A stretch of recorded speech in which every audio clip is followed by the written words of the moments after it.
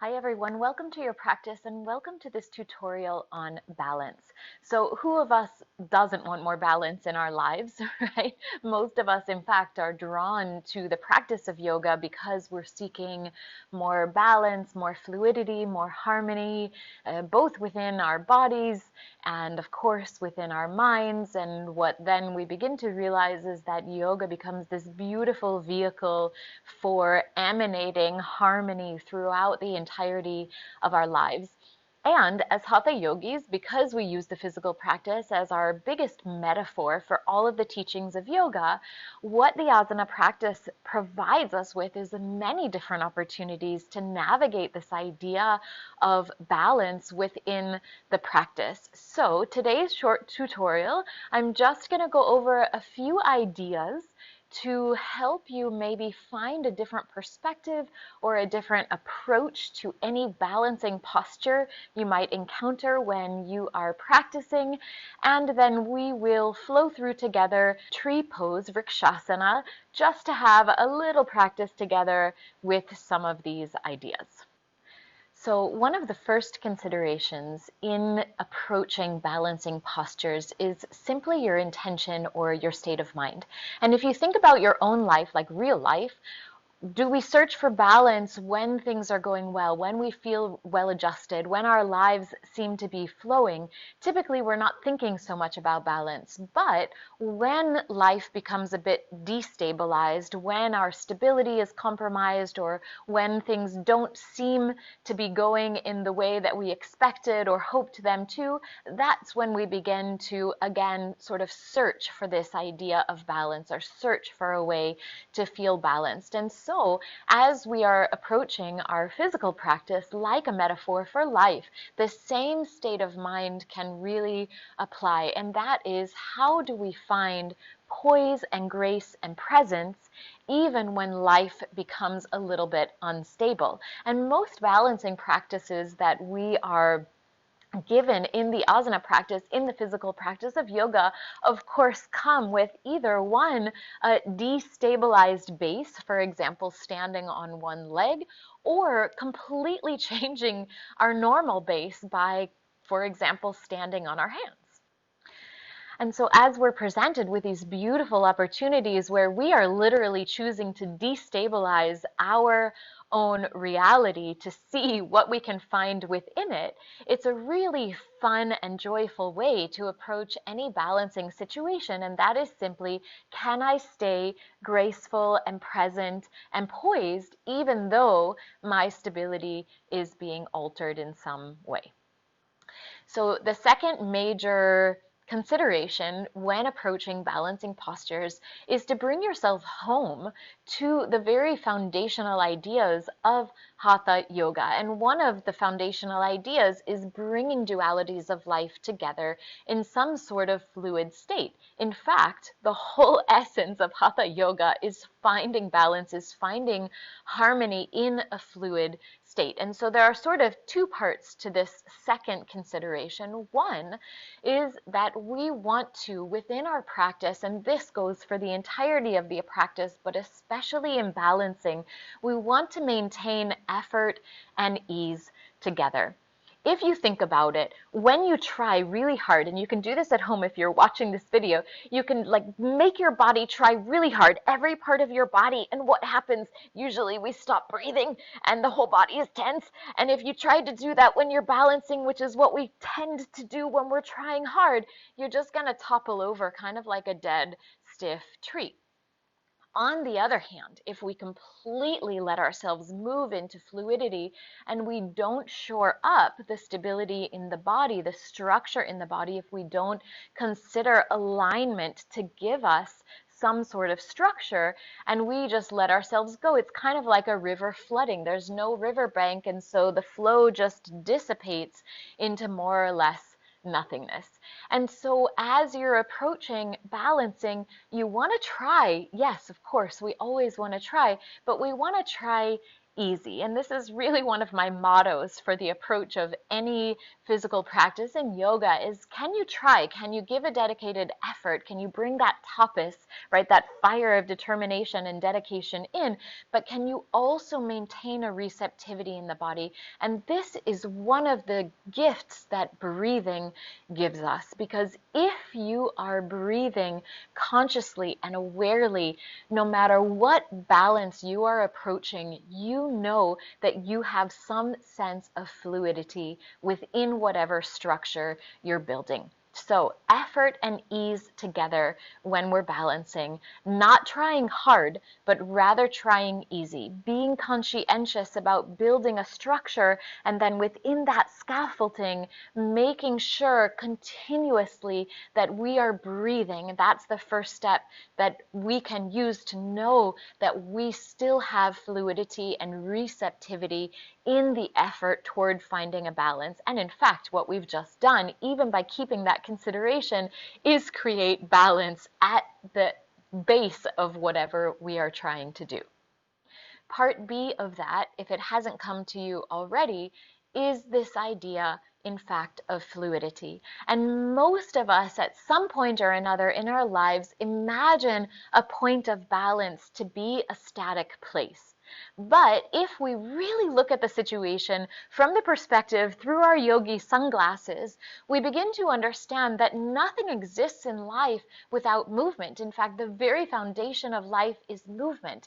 And so if we're approaching balance as a destination, as a place that we're going to arrive to and be still and be steady and be unmoving, then we are setting ourselves up in a way for failure. Because if the foundation of life is movement and balance is a state of fluidity rather than a static place, then we must also be willing to acknowledge that balance is actually a place of movement where all of the movements are really well coordinated.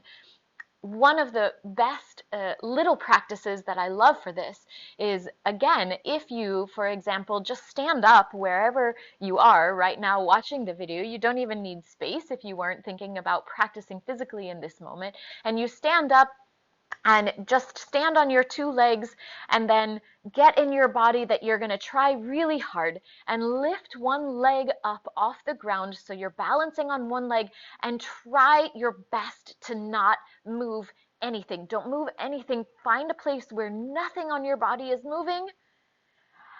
And chances are you have toppled over, you have tried some kind of battle to find that place of balance, and it didn't exactly work. If you try the exact same exercise, just standing up, relaxing your body, when you're ready, lifting one foot away from the floor to try to find this point of balance, and then exhale and relax into whatever little movements want to happen in the foot, in the ankle, in the leg, maybe even in the rest of the body. And from that place, all those little Picasso pieces, bits and pieces come together to make this beautiful structure of a balance, which in fact is not a static place, but rather a fluid integration of all the movements required to elicit this relative state of balance. So all of this might seem a little philosophical, and why shouldn't it? Because yoga, in fact, is a philosophy, and we are using our body to explore all of these ideas and find their truth both on the mat and off the mat.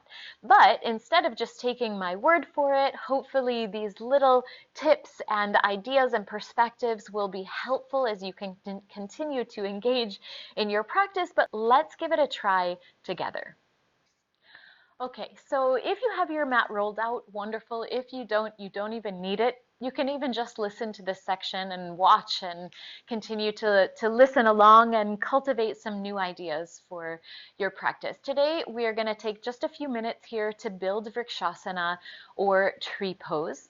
And a few things that I want to say from the get-go. If you are a newer yogi and you are just beginning to navigate this world of balancing, or maybe you are recuperating from an injury, or whatever the situation might be, there are a few things that we can do to assist ourselves with learning to balance. The first thing is to take the arms out of the equation. So if you are, for example, just learning how to find balance on one leg again, secure those hands somewhere where they don't become a distraction and you don't try to swim across the Atlantic while you're trying to do something else, because they become distracting. And even though we might think about like someone walking on a tight wire, how they use the stick or the arms, yes, eventually that could be helpful, but in the beginning, in my opinion, it's really best just to take them out of the equation completely and move toward the simplicity of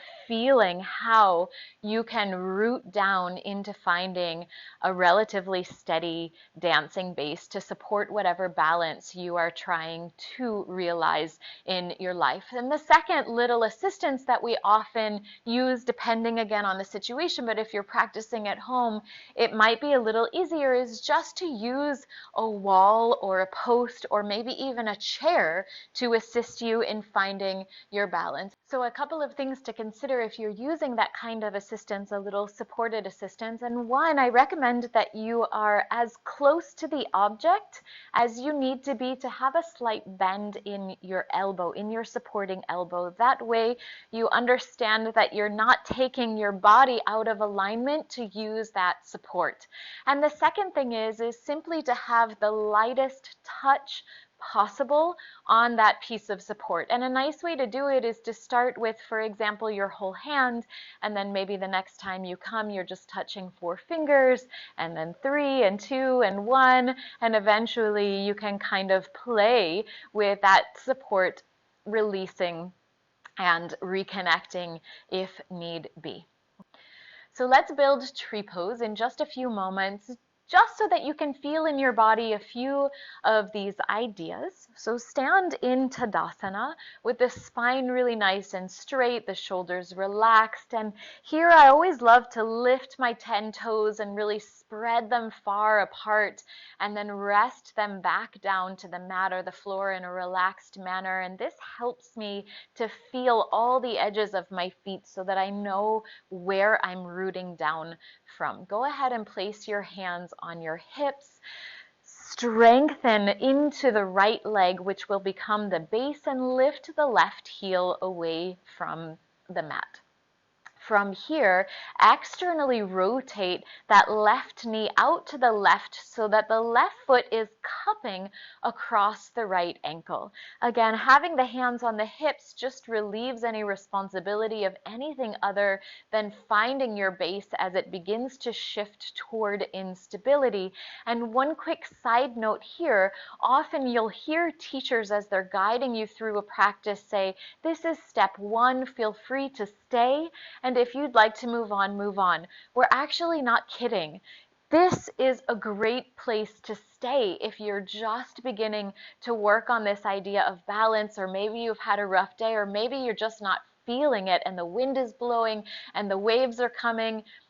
Step 1, and one of the ways that I love to calibrate whether I've gone too far, is simply to return to the breath. The minute you start to hold your breath, or the breath becomes a little bit taut or tense, you know that perhaps you're trying hard rather than trying easy. So from here, feeling again that rooting down into the right leg, the next option is to slide the left foot up to the right calf.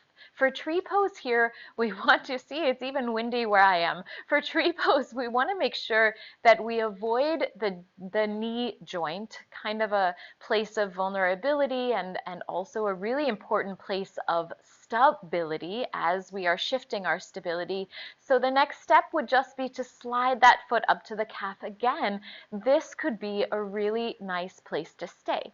As we're navigating these standing balancing postures, the same goes for our sight, our vision, as does in life, and that is to set your drishti, or your gaze, or where your eyes are looking at, somewhere just a little bit in front of you that's unmoving. The more steady we are with our eyes, the more steadily we can navigate the dance of balance. And already here, you can feel, right, all the wiggles and shakes starting to happen in the body, rather than trying to shore them up and find that place of static stability. Can you surrender a little bit into the natural intelligence of the body as it's finding this place? And now we've been standing on that leg a little bit long if you're following along physically, so like me, maybe taking a little break here. And then we'll give it a go on the other side, just progressing toward the end of this posture. So again, hands on the hips. Let's try the other leg, strong and steady into that left leg. Lift the right heel and rotate the right knee out to the right. The right foot is cupping across the left ankle, and already here, our stability, right, the harmony of what our reality was 2 minutes ago has shifted. And so what we're searching for is effort and ease together, a steady structure, a well-aligned posture with the breath flowing and the face relaxed, that fluidity, and an understanding that this new balance is gonna come in the integration of a lot of different movements together. Go ahead and maybe try to slide that foot up to the calf. Again, here, shifting our stability, creating a little instability, relative instability in our lives. Can you maintain some grace, some poise in the form of a steady breath as you go? The next step might be to slide the heel all the way up toward the groin with the assistance of the right hand. And from here, if you're still feeling steady and strong, the gaze is on one point, unmoving in front of you. The palms can come together in Anjali Mudra. You can reach your branches up toward the sky, continuing to root down into that base leg and enjoy the dance of all of the little movements that are actually a state of balance when we surrender into their integration. Looking up, closing your eyes. There are so many variations you can play with here. But again, the point is to keep effort and ease together, to keep poise and grace present, even as we navigate relative instability here in this posture and at large in life. Is your breath with you?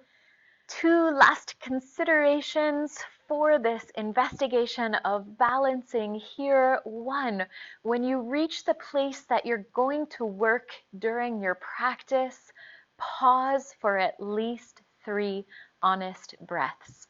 When you're ready to exit whatever balancing posture you're practicing, do your best to exit slower than when you entered the posture. Do your best to exit with control, with presence, with awareness.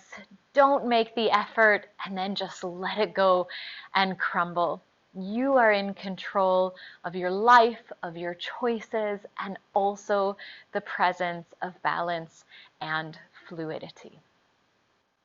So I hope you've enjoyed this little tutorial on balancing today. We used, of course, the reference of tree pose, but any of these ideas, concepts, considerations can be applied to not only the whole of life, but any balancing posture you might be navigating in your practice, whether you're standing on 2 legs, on 1 leg, on your hands, on your head.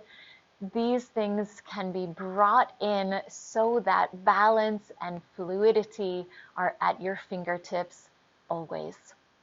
more important than anything that we've talked about in these last 20 minutes is please do enjoy your practice. Thank you so much for joining me today, and I will see you on the mat.